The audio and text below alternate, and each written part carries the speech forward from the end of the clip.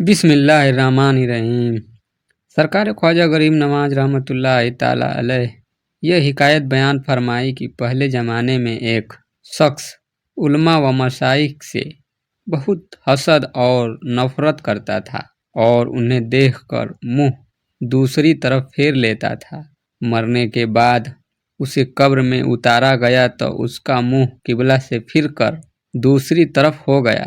لوگوں نے ہر چند اس کا منہ قبلہ کی طرف پھیرنے کی کوشش کی، لیکن ہر بار اس کا منہ دوسری طرف پھر جاتا تھا۔ اچانک غیب سے آواز آئی، مسلمانوں، اس کا منہ ہرگز قبلہ کی سمت نہ ہوگا، کیونکہ یہ شخص اپنی زندگی میں علماء و مشائخ کو دیکھ کر ان کی طرف سے اپنا منہ پھیر لیتا تھا۔ جو شخص علماء و مشائخ سے منہ موڑتا ہے، ہم اس سے اپنی رحمت اور بخشش پھیر لیتے ہیں۔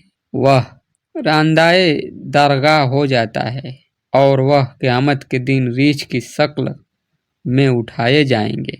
سرکار خواجہ غریب نواز رحمۃ اللہ تعالیٰ علیہ نے حدیث پاک کی روشنی میں ارشاد فرمایا کہ خانہ کعبہ کی طرف دیکھنا بھی عبادت ہے۔ رسول اکرم صلی اللہ علیہ وسلم نے خود اس کا ثواب بیان فرمایا ہے۔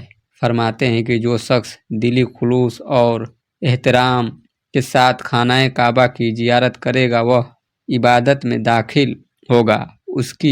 اس زیارت کے عوض 1000 سال کی عبادت اور حج قبول کا ثواب اس کے نامہ اعمال میں لکھا جائے گا اور اسے اولیاء کے زمرے میں شمار کیا جائے گا۔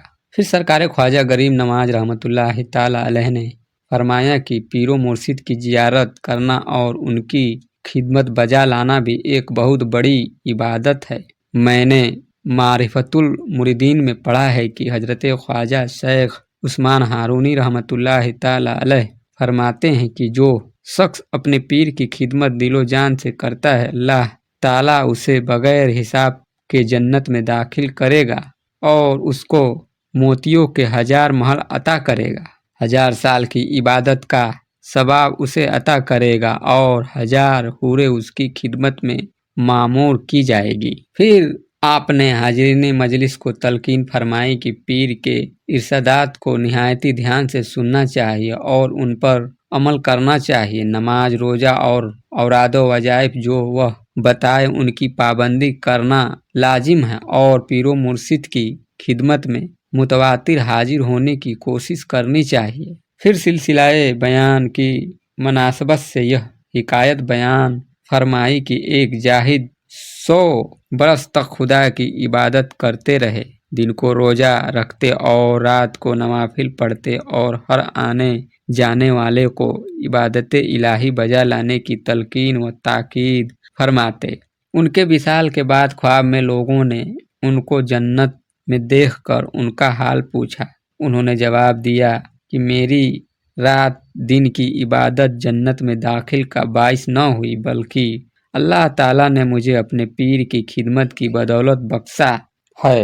اتنا بیان کر کے سرکار خواجہ غریب نواز رحمۃ اللہ تعالیٰ علیہ رونے لگے اور فرمایا کہ قیامت کے دن اولیاء، صدیقین اور مشائخ طریقت کو قبروں سے اٹھایا جائے گا تو ان کے کندھوں پر کملیاں پڑی ہوں گی، ہر کملی کے ساتھ ہزاروں ریشے لٹکتے ہوں گے۔